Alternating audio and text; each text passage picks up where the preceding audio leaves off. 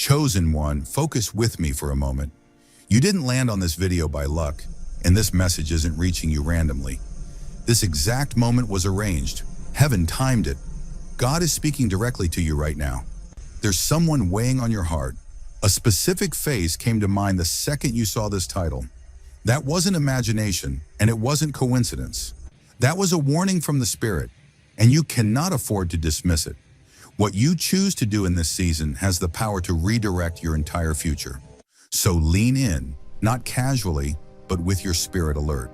What you're about to hear isn't just emotional encouragement. It carries purpose, eternal weight. This isn't merely about love, conflict, or disappointment.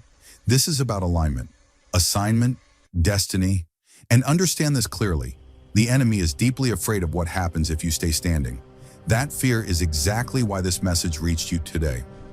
Before we go any further, respond to this moment. If something in you is stirring, press the like button. It may look simple, but it's a sign of agreement with what heaven is releasing. Subscribe if you haven't already, so you don't miss what God continues to speak in this space to His chosen ones. And type 99 in the comments. That number represents the one who almost quit, the one worth leaving everything to rescue. When you write it, you're declaring, I am not lost, I am claimed, and I will not abandon what God placed in my hands. And before this message goes any further, I want you to take one intentional step. Subscribe to this channel now, not for content, not for a personality, but because this space exists to release messages meant for people walking this exact path.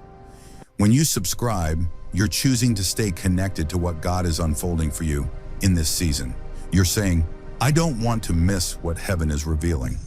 These messages aren't random uploads, they are assignments, and subscribing keeps you positioned to receive what's next, right when you need it. Stay with me until the end, because what comes next will change how you view this person, and more importantly, how you recognize God's hand at work in your life. The warning begins here. Chosen one, there is a truth many overlook. God never arranges empty connections. Your encounter with that person was not random. It wasn't casual. It wasn't just another chapter. It was a meeting scheduled by heaven long before either of you arrived. Think back to the very first time your paths crossed. Maybe the conversation felt strangely familiar. Maybe a look said more than words ever could. Maybe something inside you quietly whispered, this matters. That was heaven marking a connection that would later become a battlefield. Not because it was flawed, but because it carried purpose.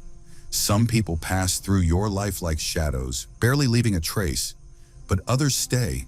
They imprint something deep in your spirit. This person is not incidental to your journey. They are connected to your calling. Their presence is meant to stretch you, refine you, and move you closer to the destiny God prepared for you. That's why the bond feels heavier. Different. Hard to break, even when it's tested. This connection wasn't built on human intention. It was formed through divine instruction. And let's be clear, this isn't about fantasy or emotion-driven attachment. This is about purpose. God does not link His chosen ones to people without reason. Sometimes someone carries access to doors you cannot unlock alone. Sometimes they reveal parts of you that must be healed before you can advance. Sometimes they are assigned to stand beside you in the storm, so the promise within you isn't lost in isolation. Nothing has been wasted. Every conversation, every conflict, every moment of distance and reconnection has been shaping something bigger than your feelings. Here's the part many miss. The enemy recognizes the design even when you don't. He understands the danger of two lives aligned under God's authority. He knows what unity does to darkness. That's why resistance shows up. That's why confusion creeps in. That's why doubt grows louder in quiet moments. The intensity of the attack is proof of the value of the connection. The enemy doesn't fight what's meaningless. He only opposes what threatens his kingdom. So remember this and don't forget it. When God authors something, the enemy tries harder to destroy it. That's why it hurts. That's why you've asked, if this is from God, why is it so difficult? It's difficult because it matters. It's heavy because it's sacred. If this connection had no eternal weight, it would have faded easily. No struggle, no resistance, no battle. But you're still here, still connected in spirit, still unable to walk away no matter how intense the storm becomes. That's not weakness. That's evidence of purpose. That first meeting wasn't just the start of a relationship, it was the ignition of an assignment. Heaven placed something inside this bond that neither of you fully understands yet, and the enemy's goal is simple: destroy it before you realize what it truly carries. That's why you must hold on, not blindly, not emotionally, but with discernment, with prayer, with faith that what God establishes cannot be undone by chaos. Feel the weight of this truth. You're standing on sacred ground. This connection was never a mistake, it was intentional. And once you understand that, the battle you're facing will finally make sense. So let this question stay with you until we meet again. If God Himself took the time to weave your path together with theirs, will you treat it as ordinary? Or will you recognize it for what it is? A battlefield the enemy fears you will win? Chosen one, open your eyes to the real war you're in. This isn't about arguments or misunderstandings. It's not about silence, personality clashes, or resurfaced wounds. What's happening runs deeper. It's calculated. It's spiritual. Scripture is clear. We don't wrestle against flesh and blood. The pressure you feel, the discouragement that weighs on you, the sudden urge to walk away, that isn't coming from the person. It's the enemy planting doubt, hoping you abandon a covenant you haven't fully discovered yet. He doesn't attack loudly. He whispers. He inflates small issues into massive obstacles. He turns one disagreement into a story that says, "This will never work." He resurrects old pain and disguises it as truth. His strategy isn't destruction in one moment, it's erosion over time. If he can wear down your faith slowly enough, you'll release what God joined without even realizing what you've lost. And here's the warning: walking away now isn't just leaving a person, it's stepping away from a divine mission. This connection was never just about companionship, it carries kingdom purpose. There are struggles you were never designed to carry by yourself. There are callings that were never meant to be fulfilled in isolation. Heaven did not link you to this person by accident. There is intention behind it. And if you walk away during this season, you're not just stepping away from a relationship. You're stepping away from an assignment that was attached to the two of you together. The enemy understands this clearly. That's why the pressure hasn't let up. He knows that if you stay, if you endure, something powerful will be produced, something that threatens him. But if you leave now, he doesn't have to fight anymore.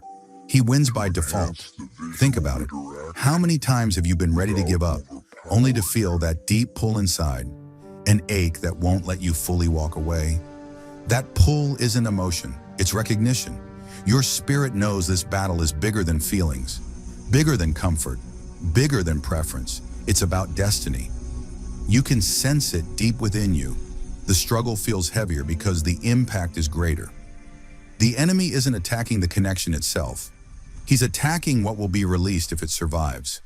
Because when two chosen ones stand together in faith, they don't just change their own story. They break generational patterns. They heal family lines. They release blessings that echo far beyond their lifetime. That's why the opposition is aggressive. That's why the pressure feels relentless. He wants to divide you before you discover the authority you carry together. So ask yourself honestly, without fear, without panic, whose voice is telling me to walk away? Because God does not lead through anxiety. He does not speak through despair. His voice brings peace even when he corrects, direction even when the path feels unclear, calm even in silence. If the voice urging you to leave only produces hopelessness, discouragement, and finality, then you must question its source. The enemy is subtle. He sounds reasonable. He dresses fear up as logic. He disguises surrender as wisdom. But your spirit knows the difference. Do not be fooled by the storm. Turmoil does not mean weakness. Resistance does not mean failure. If this connection carried no weight, it would not be under attack. The enemy does not waste energy on what has no future. The very fact that you're facing this level of opposition is evidence that what you're carrying matters in the spiritual realm. And if you walk away now, you're not just forfeiting a relationship, you're handing over an assignment God entrusted to you through it. This is where urgency matters. You cannot afford to quit, not now, not when the pressure is highest. Your endurance isn't about romance, it's about obedience. It's about trusting the one who orchestrated this connection with purpose. If you leave too soon, you'll never know what could have been unlocked through perseverance. But if you endure, there will come a day when you look back and realize every battle was setting the stage for breakthrough. Pause and let that settle. The tension you feel is not a signal to stop. It's a sign that you're close. The attacks are loud because the purpose is louder. So I ask you again, let this echo inside you. Whose voice are you choosing to follow? The God who authored your future or the enemy who fears it? Hear this clearly. The weight you're carrying right now, the conflict, the silence, the pain that makes you question everything, none of it is proof that you're failing. It's proof that you're positioned. Throughout Scripture, every major breakthrough was preceded by intense resistance. Look at Joseph. He carried God-given dreams, but before elevation came betrayal, slavery, false accusation, and prison. It looked like the promise had died, but the prison wasn't punishment. It was preparation. It was the final stop before authority. Look at David, anointed as king, yet chased like prey, living in caves instead of palaces. But those caves taught him how to trust God in darkness, how to lead under pressure, how to worship when nothing made sense. The hiding place was not rejection, it was training. And Job, faithful, righteous, yet stripped of everything, surrounded by voices telling him to quit. Heaven seemed silent, but his story didn't end in ashes. It ended in restoration, double what was lost, and a testimony that still speaks today. Do you see the pattern? Joseph's prison, David's cave, Job's ashes, each was a crushing before glory. Now look at your own life, the strain, the confusion, the moments that tempt you to walk away. These are not random. They are refinement. They are confirmation that you're carrying something the enemy desperately wants destroyed. You are not in this storm because God forgot you. You're in it because He chose you. The resistance you feel is the loudest proof that the promise is close. The enemy fights hardest when he knows time is running out. And the pressure you're under right now is not the end. It's the signal that heaven's delivery is near. So ask yourself this and don't rush past it. If Joseph had quit in prison, if David had surrendered in the cave, if Job had cursed God in his pain, would their destinies have been fulfilled? Number. And neither will yours be if you give up too soon. This trial is not your ending. It is your final examination before breakthrough. The fire is not destroying you, it is validating you, proving your faith, proving your endurance, proving that what God placed inside you is worth defending. And when this season passes, and it will, you won't just survive. You'll emerge with evidence that the fight was never wasted. So remember this. When the fire burns hottest, when the silence feels loudest, when the pain cuts deepest, dare to believe you are standing at the edge of something glorious. Because if the battle is this intense, then what waits on the other side is greater than you can imagine. And the greatest danger right now isn't the storm around you. It's quitting just before the promise breaks through. Maybe you've been tempted to think the seed is dead. Maybe you've whispered to yourself, nothing is growing here. This ground is empty. But what your eyes cannot see is what matters most right now. Beneath the surface, roots are forming. Life is moving quietly. The unseen is working harder than the seen ever could. And if you dig up the seed too early, if you abandon it simply because progress isn't visible, you don't protect yourself. You destroy the miracle that was seconds away from breaking through the soil. This is what frustration does when it takes the lead. It convinces you to walk away from something God is still actively building. Just because you don't see change in that person yet, just because you haven't heard the words you've been praying for, just because the situation feels frozen in place, none of that means heaven is silent. God is the master gardener. He never rushes the fruit before strengthening the roots. He works in hidden places first, where pride can't interfere and impatience can't contaminate the process. And if you leave now, you may never witness what was about to rise from the soil of your perseverance. Hear this clearly. Progress in God's kingdom rarely announces itself. It often hides. It develops quietly. it grows underground. Silence is not absence. Delay is not denial. Confusion is not abandonment. You may be standing in the waiting room of your miracle while impatience whispers, "The door is locked." But no, the door is not locked. It simply has not opened yet. And if you give up now, you may walk away one prayer too early, one night too soon, one sunrise before everything shifted. Let this truth echo inside you. The day after you quit could have been the day your miracle arrived. One more act of faith, one more moment of endurance. That could be the very point heaven was waiting for. The enemy knows this. That's why his most effective weapon is rarely destruction, it's discouragement. If he can persuade you to quit on your own, he never has to fight you again. He wins without resistance. Think back. How many times in your past did you almost give up, only for something to change when you held on just a little longer? How often did light break through right at the edge of surrender? Those moments weren't accidents. They were evidence. God rewards endurance. The harvest always comes, but only to those who refuse to dig up the seed. So hear this warning with clarity and strength.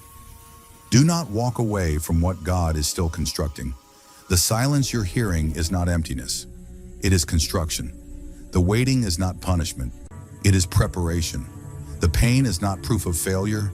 It is proof that something is alive beneath the surface, pressing upward, preparing to break through, and the enemy is terrified of that moment. That's why quitting feels easier than ever right now. But you were not chosen to quit. You were chosen to endure, to outlast the storm, to remain steady until the ground finally splits open and fruit is revealed. Do not let impatience write an ending. God is not finished. Do not trade a lifetime of promise for a moment of relief. Ask yourself this, honestly and without fear, if tomorrow was the day of your miracle, would you really want to walk away tonight? Now that you understand the weight of this connection and why the resistance has been so intense, it's time to learn how to fight. Because this isn't about passively waiting and hoping something changes. Heaven is calling you into action, but not with human weapons. This battle is spiritual, and victory only comes through heaven's tools. First, prayer. Not shallow words, not routine phrases, intentional prayer, consistent prayer, focused intercession. Call that person's name before God. Cover their mind, their heart, their steps. Stop rehearsing the problems. Start declaring life. Speak clarity where confusion has lived, healing where wounds remain, light where darkness has tried to settle. When you shift from complaint to blessing, you stop feeding the enemy and start partnering with heaven. Second, guard your mouth. Arguments will never build what God ordained. Anger may feel justified, but it never wins spiritual battles. The war is not won across a table, it is won on your knees. The enemy is not intimidated by shouting, he trembles at prayer. Third, trust God's timing even when he is quiet. Silence is not neglect. Silence is strategy. Like a commander in war, God reveals the next move only when the moment is right. He may be healing wounds you can't see, shifting hearts you can't control, rearranging circumstances you don't even know exist. Patience is not weakness, it is warfare. Waiting with faith declares, I trust heaven's clock more than my own. And here is the truth that should ignite your spirit. You are not fighting alone. God is not observing from a distance. He is engaged, he is present, he is fighting for you. When you pray, heaven responds. When you endure, angels move. When you choose faith over fear, darkness loses ground. So ask yourself, what kind of testimony do you want your life to tell? A story of surrender or a story of faith?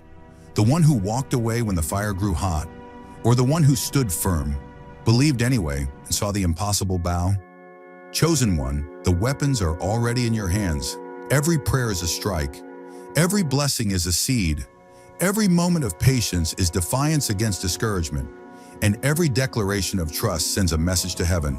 I will not let go until I see what God promised. This is not the end, it is a chapter. What you feel today is not a grave, it is a doorway. What feels like silence is not God's absence. It is his preparation. What feels like collapse is actually the edge of breakthrough. God honors endurance. He honors faith. He honors those who refuse to bow to discouragement. So I call you to a prophetic act of decision. Go to the comments and write these words with authority. I will not quit. Not as a sentence, but as a decree. Not as emotion, but as alignment. Because when you write it, you are sealing your decision in heaven. This is your stand. The enemy is trembling. Your testimony is being written. Do not quit. Do not surrender. Do not let go. The promise is alive, the purpose is real, and your story is not over.